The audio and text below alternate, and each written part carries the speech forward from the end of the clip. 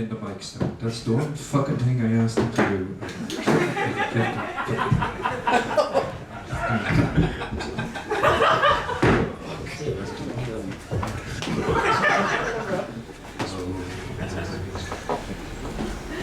My name is Carl, or as people who've met me before tend to say, quick, duck, damn, I think he saw us.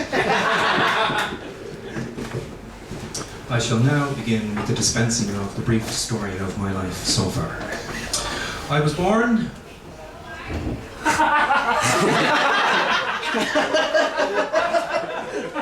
as far as I can remember, it was all going pretty good up until my first memory.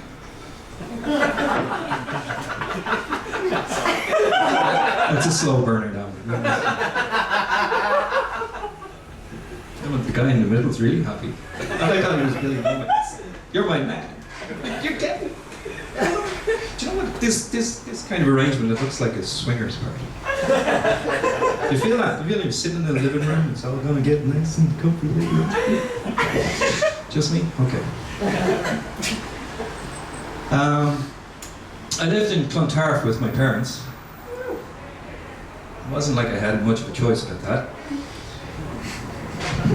After a while we moved to Donegal, just my mum, my sister and me. Because, as my mother put it, man. So I got to enjoy all the benefits of living in the country. I had a tooth pulled. I was told I have to wear glasses for the rest of my life. And I think I got a little bit molested. It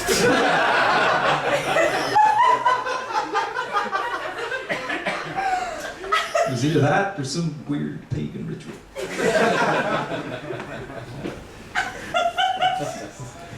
They say the pace of life is a lot slower in the country. So after about 10 years, we came back to Dublin to discover only a year had passed.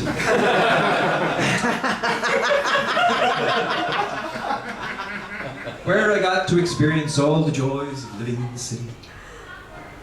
Got in a lot of fights. Someone stole my bike. Cried to sleep at night. I didn't have what you would call a glorious childhood. I didn't have all these wonderful childhood experiences that help you develop into a normal, sane human being. I didn't have an imaginary friend. I once got fruit for Christmas. And my mother never caught me masturbating. Turns out I'm pretty good at computers. So, as most of you are probably aware, there's a natural repulsive aura that exudes from nerds. I'm feeling you're experiencing a little bit right now. But there's a perfectly reasonable explanation for this, as we geeks know. You have to completely turn something off if you're going to stand any chance of turning it on.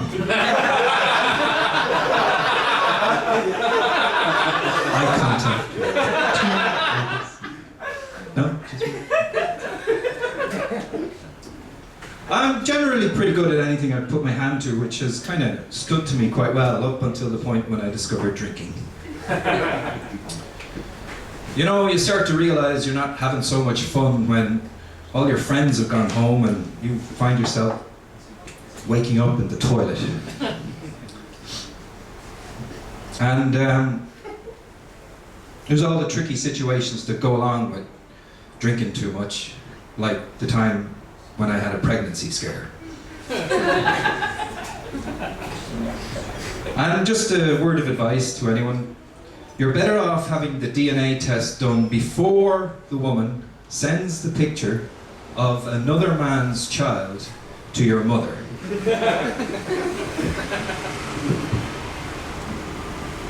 Eventually my parents got separated. It took a lot of work for us to extract their claws from each other. But as a result, my sister bestowed upon me the responsibility of giving her away.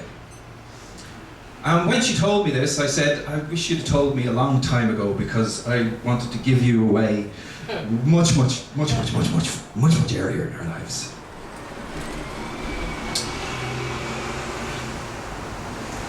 I got married because I said to myself, I'll have a family and I'll be happy. It's a private joke.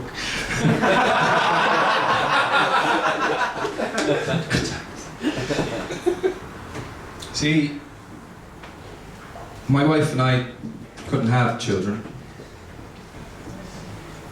because she refused to have sex with me.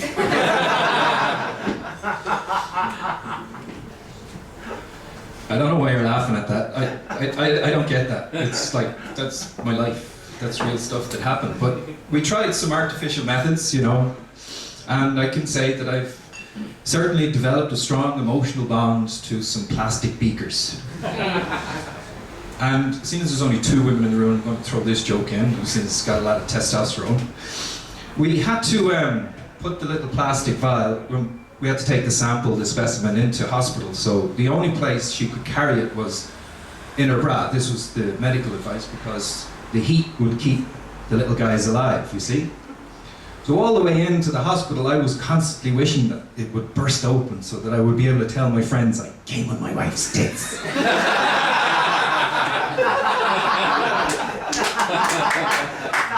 I'm sorry, girls. If it was just all the guys, I wouldn't be apologizing.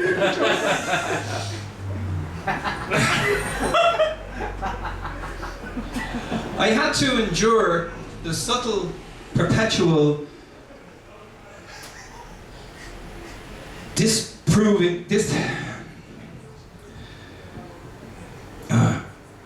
there was a good word there that made that work, but it doesn't. She was nagging me, basically.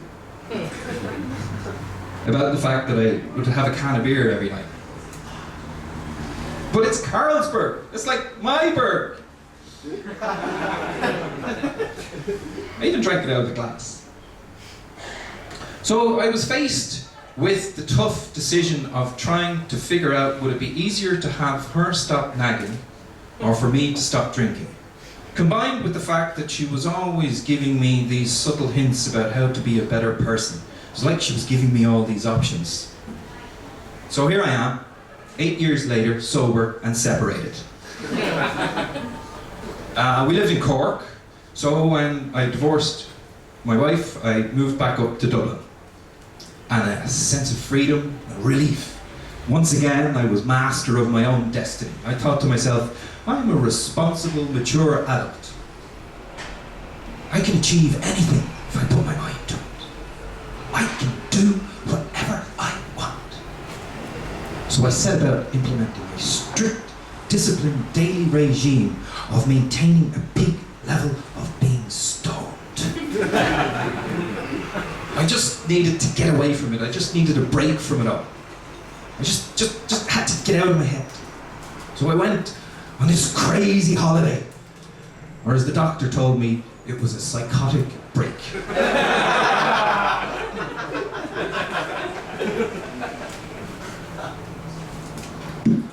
See, there's only so long you can go without having a firm grip on reality before, having never really properly slept, you suddenly wake up in a psychiatric hospital. Now, they got these weird rules in the psychiatric hospital and they really make it very difficult for you to escape.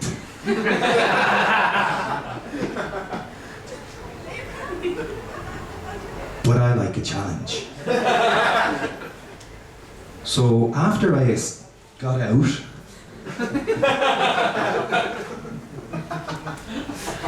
I got my act together. I cleaned up. So now here I stand before you. I don't drink. I don't smoke. I don't do drugs. I eat good food. I meditate. I do yoga. I go jogging. I don't do anything that would get me remotely in trouble or bring me any closer to my maker. I am the epitome of a health freak. And I can tell you this without one shadow of a doubt. It's terrible, boring, help! Don't try any of this at home. Thank you very much. It's been an honour to talk to you tonight. I'm Carl, and give it up for all the rest of the gang, and thanks to Kieran for giving us all this opportunity to talk shite. Thank you very much.